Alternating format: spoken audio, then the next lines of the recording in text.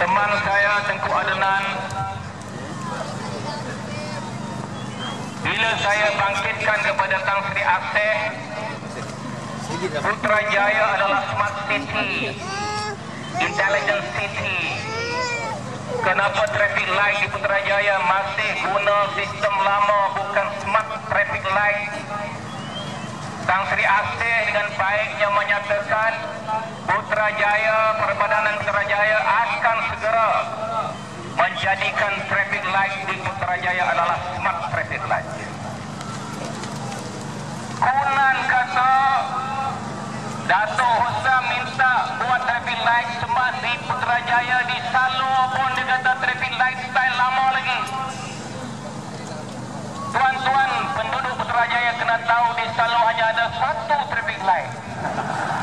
Satu. Adakah Salur nak dijadikan benchmark Putrajaya World City?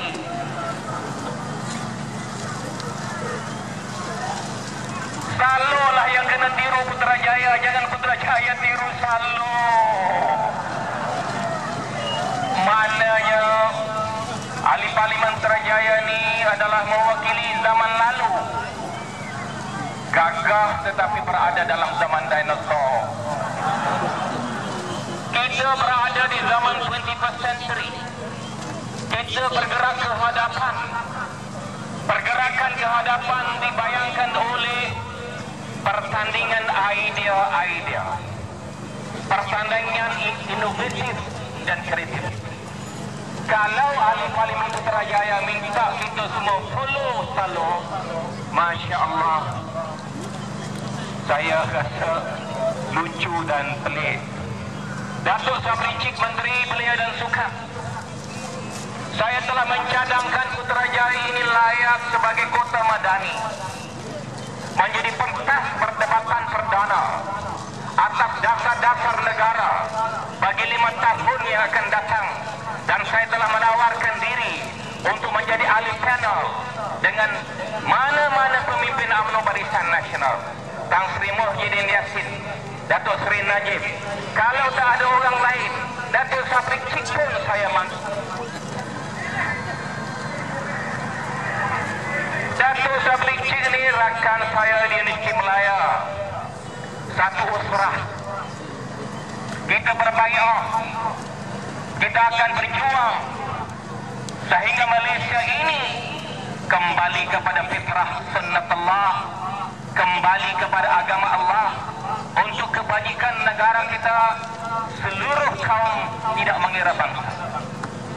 Bila saya bangkitkan adanya di Putrajaya ini di hadapan Masjid Mizan, himpunan 1 juta beliau dengan membawa penyanyi antara bangsa dengan pakaian-pakaian yang Masya Allah sesuai dengan wasatiyah yang diamalkan oleh Barisan Nasional. Saya kira perbelanjaan tahun lalu adalah 32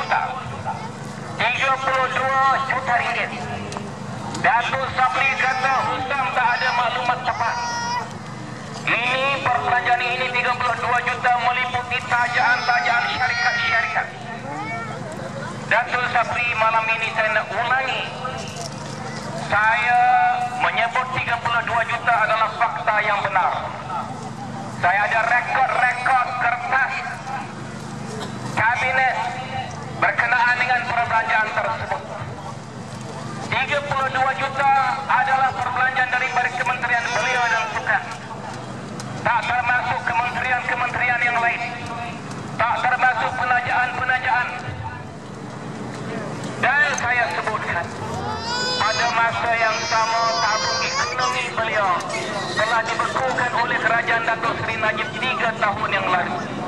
Saya katakan pada tahun ini sekali lagi himpunan 1 juta beliau yang akan diadakan. Kalau Pakatan Rakyat mentadbir Putrajaya, insya-Allah kita mohon ditangguhkan projek ini, program ini, menjimatkan wang itu kita agihkan kepada belia-belia dalam bentuk tabung ekonomi belia yang boleh memberikan faedah yang lebih kekal kepada belia-belia di seluruh negara. Setuju atau tidak? Datuk Sabri dulu orang baik. Dia jadi macam itu pasal dia duduk dalam Barisan Nasional. Barisan Nasional tak mungkin boleh jadi baik. Sebab itu kita kena gantikan Barisan Nasional. Datuk Seri Najib kata Pakatan Rakyat tak boleh tabir negara ini kerana Pakatan Rakyat tak ada kelayakan. Kalau Pakatan Rakyat tak ada kelayakan, kenapa pula pemimpin Barisan Nasional takut nak berdebat dengan pemimpin Pakatan? Mana satu yang layak? Yang takut berdebat layak, yang tak takut berdebat tak layak. Barisan Nasional lah yang tak layak. Bahkan Barisan Nasional dah tak ada di Malaysia. Saya tengok billboard Barisan Nasional, Barisan One Malaysia. Bukan lagi Barisan Nasional ataupun PN. P sudah N. Yang ada adalah Barisan One Malaysia. Lah Datuk, adakah lah Datuk menunjukkan bahawa Barisan Nasional mampu menguruskan keselamatan negara kita? Hutang negara, Putri Reformasi.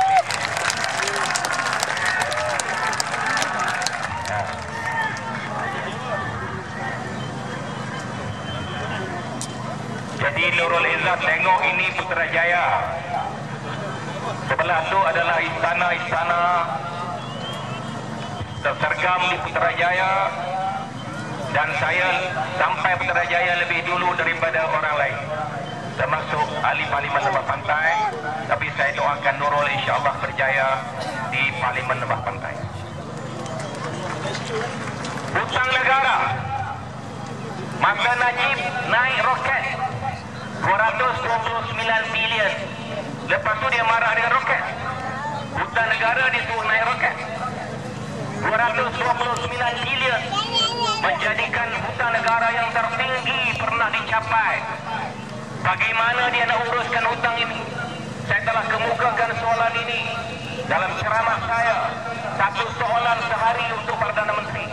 Soalan yang pertama, bagaimana Datuk Najib nak uruskan hutang negara? Kita memerlukan jawapan sebelum pilihan raya. Ini adalah isu negara. Kalau isu hartan tuya itu isu pribadi. Kalau isu cincin itu isu pribadi. Tapi isu hutang negara adalah isu negara. Kalau hutang negara, jawapan pengurusannya tidak dapat diberikan. Bagaimana Datuk Seri Najib kata Barisan Nasional lebih layak daripada Pakatan Rakyat? Hari ini pegawai tinggi kita Datuk Din Timbalan Pengarah Operasi Jabatan Kastam telah ditembak mati. Kita ucapkan takziah bukan saja pada keluarganya, tetapi juga semua warga Jabatan Kastam. Saya ke sana tadi untuk sama-sama baca Yasin di surau Jabatan Kastam. Ada untuk salat jenazah, hantar jenazah ke kubur. Saya boleh lihat kesugulan kaki tangan dan pegawai kastam. Tak ada satu orang menteri datang untuk memberikan penghormatan kepada pegawai penguat kuasa undang-undang negara kita. Saya yakin beliau terbunuh kerana operasi tugas negara yang telah dilaksanakan oleh beliau. Beliau ditembak di Putrajaya yang dianggap sebagai kota yang selamat, smart city dengan CCTV, dengan communication, command and control system yang dikatakan tercanggih pada waktu pembunuhan itu berlaku. Saya kira CCTV yang ada tidak dapat mengesan pembunuh berkenaan. Maknanya jenayah negara kita telah mencapai satu tahap kita menuju Bolivia kerana ancaman pengedar dadah, ancaman penjenayah underworld yang lain. Kalau jenayah sehebat itu boleh berlaku di Putrajaya. Saya berharap kerajaan segera bertindak. Kalau pasukan keselamatan kita cekap, insya Allah patutnya penjenayah itu boleh ditahan serta-merta dalam hari yang sama. Kalau menjelang pilihan raya, penjenayah ini tidak lagi dapat ditahan, ia adalah menunjukkan ketakutan rakyat Malaysia terhadap keselamatan mereka adalah satu perkara yang real. Ia memerlukan pendekatan yang berbeza dalam menghadapi jenayah. Apabila Pakatan Rakyat mentadbir, insya-Allah selepas 6 hari bulan Mei. Kalau dalam jenayah ini pun Barisan Nasional gagal meneruskannya, dan statistik yang saya dapati, tahap kejadian jenayah di Putrajaya adalah lebih tinggi daripada tahap nasional. Penduduk Putrajaya mempunyai sekitar 70,000 orang. Tetapi kejadian jenayah tahun 2012 adalah 400 jenayah, termasuk 10 kes rogol, 8 kes cabul, kecurian kereta, pecah rumah dan lain-lain jenayah yang menjadikan kadarnya adalah lebih tinggi daripada seluruh negara, di mana negara kita kadarnya adalah pada kadar satu jenayah bagi tiap-tiap 155 penduduk, sedangkan di Putrajaya satu jenayah 195 penduduk, satu jenayah 750 penduduk untuk seluruh negara. Seluruh negara 750 orang penduduk, satu kejadian jenayah. Tetapi di Putrajaya 195 penduduk, satu jenayah. Kemudian tadi saya jumpa dengan Dato' Omar, Presiden QPAC, secara kebetulan di Masjid Mizan. Kami bersembang. Saya tanyakan Dato' Omar, Presiden QPAC, apa masalah utama penjawat awam seluruh negara. Kata Dato' Omar, masalah utama penjawat awam seluruh negara adalah kos hidup. Sekarang saya nak tanya tuan-tuan, adakah ini betul ataupun tidak? Apa yang dijanjikan oleh Pakatan Rakyat? Kita tak menjanjikan kenaikan gaji yang mendadak.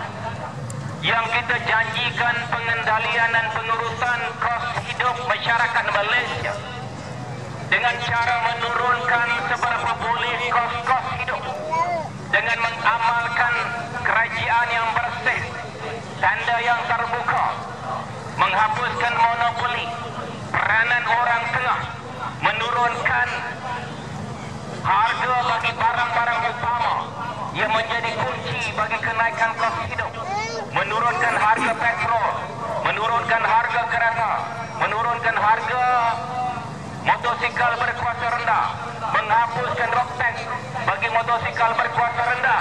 Adakah ini anda semua tak bersetuju? Yang kita tawarkan di Putrajaya, premis perniagaan, kita berikan sewa beli kepada penjajah peniaga yang sebenar. Kita hapuskan peranan orang tengah. Saya makan di kafeteria di sini. Bila mereka jumpa saya, peniaga ini datang, letakkan mulut dia ke telinga saya, boleh tak kalau ya Datuk menang esok, kita turunkan harga sewa kedai di Putrajaya? Saya jawab, insya Allah boleh. Kerana semua premis ini dibina oleh Perbadanan Putrajaya dan Putrajaya Holding daripada wang negara Petronas. Di Putrajaya, bagi makluman Tok Guru dan Nurul Izzah, cukai panda yang tertinggi di Malaysia. Orang kaya Putrajaya pun minta kita turunkan, lebih-lebih lagi orang miskin. Orang bergaji rendah di Putrajaya juga minta turunkan. Insya Allah kita akan turunkan cukai panda di Putrajaya. Perumahan prima saya ingat hebat.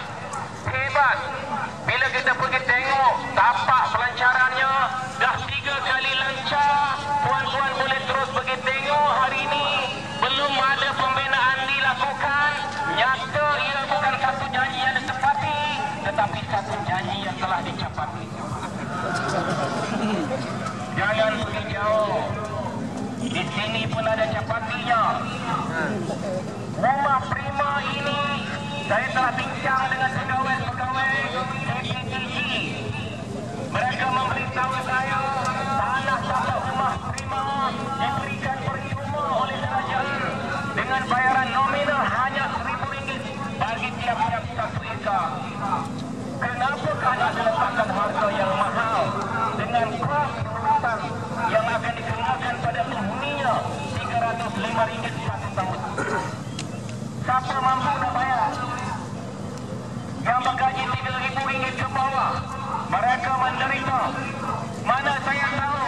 Facebook anda semua beritahu saya anda semua menangis menderita bila gaji anda hanya RM3,000 ke bawah. Bayaran kapal, bayaran taska, bayaran maintenance, bayaran itu, bayaran ini, rasanya adalah negatif. Kecuali apabila dapat allowance yang dituntut. Apa yang kerajaan Pakatan boleh buat? Grade 41 ke bawah, tak payah bayar cukai insya-Allah kalau Pakatan Rakyat Mentadbir Malaysia.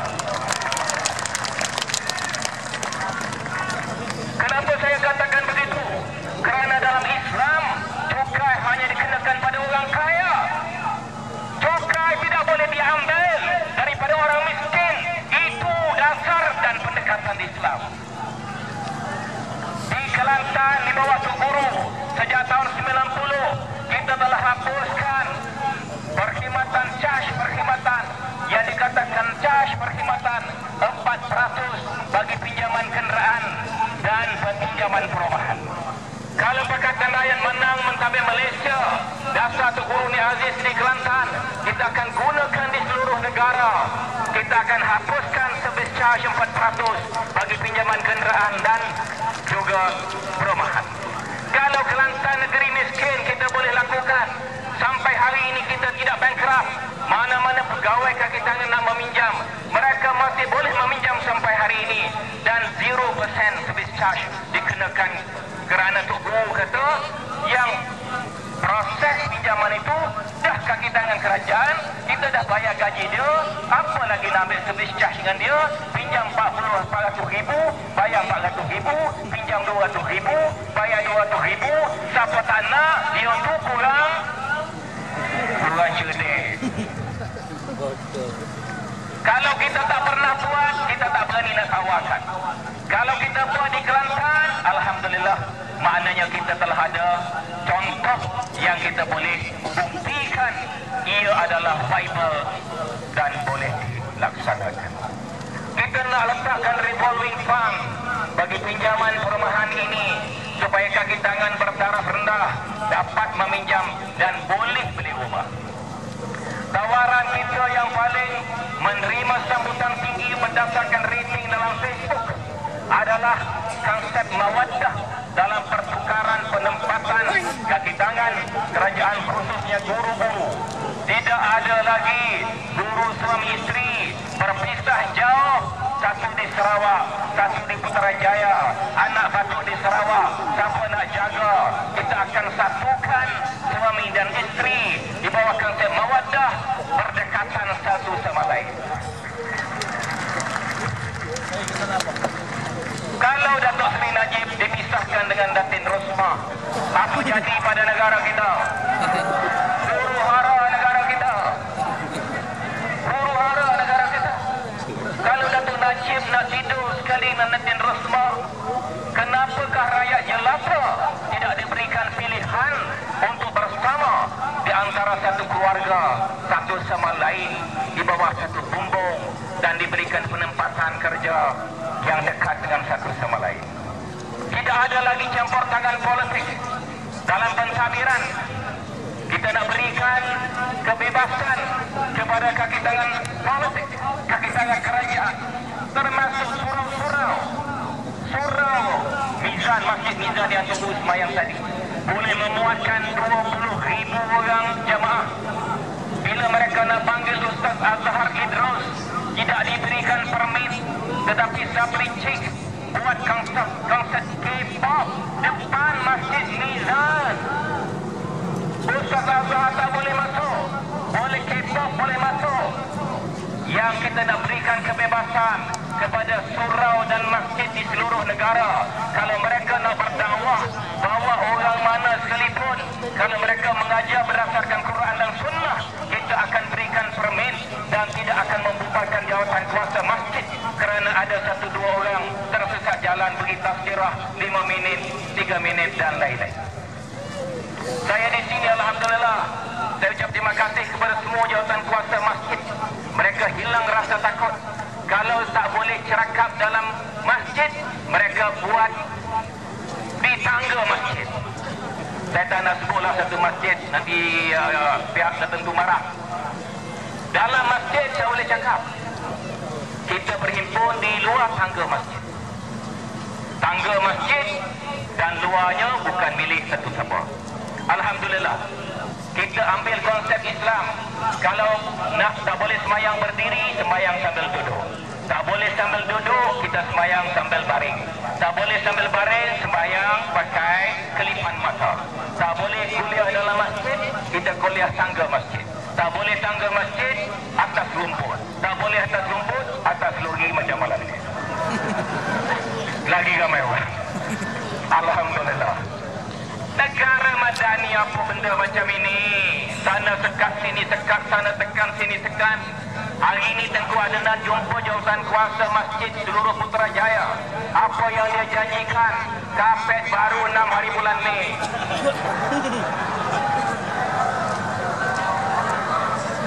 Adakah kita nak kapet atau kebebasan? Kapet tu kalau kita menang, saya pun boleh salin. Kalau saya tak salin pun orang sini kaya-kaya, dia boleh salin sendiri. Yang tak ada pada kita pada hari ini ialah keadilan, kebebasan, kesamarataan, kesaksamaan, perpaduan kekuatan inilah yang telah hilang daripada negara kita. Kerana itulah kita perlu bangkit. Kalau Masyidah isteri Fir'aun boleh lawan suami dia sendiri, kalau ahli-ahli sihir Fir'aun akhirnya walaupun di Uhud, la'azbahannakum, itu pun mereka sanggup bangun bila tiba masanya. Jadi bagi pegawai-pegawai kerajaan yang setengah merungut, dia takut pada siapa? Takut pada Datuk Najib dengan Kunan lagi takut pada kita. Dia lagi takut pada kita pasal kita ramai. Kuasa ada pada kita 5 hari bulan kita jatuhkan hukuman, dia tak ada apa-apa dah esok. Apa dia nak takut? Takut orang buka peti undi. Saya beri jaminan kalau Pakatan Rakyat menang mentadbir Putrajaya, kita tak akan buka peti undi tuan-tuan semua. Adakah tuan-tuan tak yakin Pakatan Rakyat menang? Hari pertama analisa pilih gerakan kita. Kita bukan nak mendabik dada, bukan bertakbur. Kita pergi kepada secara positif, secara konstruktif, dengan data-data, dengan perkembangan yang ada di seluruh negara. Hari pertama kita mencatat di bilik gerakan kita, insya-Allah Pakatan Rakyat akan memiliki 118 kursi parlimen di seluruh negara. Saya tidak bermain dengan angka. Saya jujur dengan diri saya sendiri dan dengan anda semua. Tetapi hari ini saya dimaklumkan oleh sebelah sana, Pakatan Rakyat telah meningkat 4 kerusi lagi menjadi 122 kerusi parlimen. Dan UMNO tinggal 110 kerusi parlimen. Kita nak melonjak sedikit lagi, melonjak lagi, sehingga insya-Allah kemenangan kita akan menjadi nyata dan tidak ada siapa-siapa boleh meragui kemenangan kita. Dan insya-Allah Putrajaya juga kita akan menang. Dan dengan itu kita sebenarnya akan mempunyai sebuah kerajaan baru pada akhir sekali. Hudud minta maaf saya telah sebut dalam sinar harian pun hari ini disiarkan. Semalam Datuk Najib mencabar pimpinan pakatan menentukan sikap dalam isu hudud. Saya beritahu Datuk Najib, kalau anda nak berbincang tentang hudud secara terbuka, saya akan menawarkan diri saya, baik forum, baik debat, open air or live on air, sama ada kita secara terbuka begini ataupun secara langsung dalam televisyen. Saya menawarkan diri berbahas, berdebat dengan Datuk Najib tentang isu hudud. Kalau dia tak sanggup cabaran saya, bermakna dia hanya berpura-pura dengan isu ini. Dan saya nak beritahu, dosa yang paling besar, yang lebih dahsyat adalah dosa korupsi, dosa rasuah. Kerajaan yang korup adalah berdosa daripada sisi Islam kalau kita membiarkan, kerana dengan rasuah tersebut negara kita akan menuju kehancuran dalam berbagai-bagai segi. Pembunuhan timbalan ketua, pengarah Jabatan Operasi Kastam ada kaitan dengan ini semua, dan bukan kata dia rasuah, tetapi rasuah yang membenarkan adanya penyeludupan dadah dan jenayah-jenayah lain akan memberi kesan pada negara kita. Kerana itu saya katakan pada Datuk Najib, jangan menakut-nakutkan rakyat Malaysia tiap-tiap kali pilihan raya dengan isu hudud. Jangan melindungi aktiviti rasuah Barisan Nasional dengan menaja isu hudud dekat dengan pilihan raya. Kalau dia betul serius nak membincangkan isu ini, saya menawarkan diri berdebat dengan Datuk Najib. Tajuk dia tentang hudud bila-bila masa live on air ataupun in open air kita mencabar Datuk Seri Najib. Kalau tidak, minta diam. Apa agenda kita sekarang? Agenda kita orang Islam dan bukan Islam, seperti mana yang diminta oleh Islam, ialah menumbuhkan sebuah kerajaan yang amanah dan bersih, kerajaan yang adil yang dapat menyatu padukan rakyat dengan keadilan dan kebenaran. Ini tanggungjawab kita semua. Allah akan rahmati kita orang Islam, orang bukan Islam, bila kita meletakkan first thing first. Yang pertama itu pertama, yang dulu itu didahulukan. Yang pertama hari ini ialah menubuhkan sebuah kerajaan yang bersih daripada sebuah kerajaan yang amanah, yang bersih, di mana tiangnya adalah takwa kepada Allah. InsyaAllah agenda-agenda lain kita akan majukan tahap demi tahap.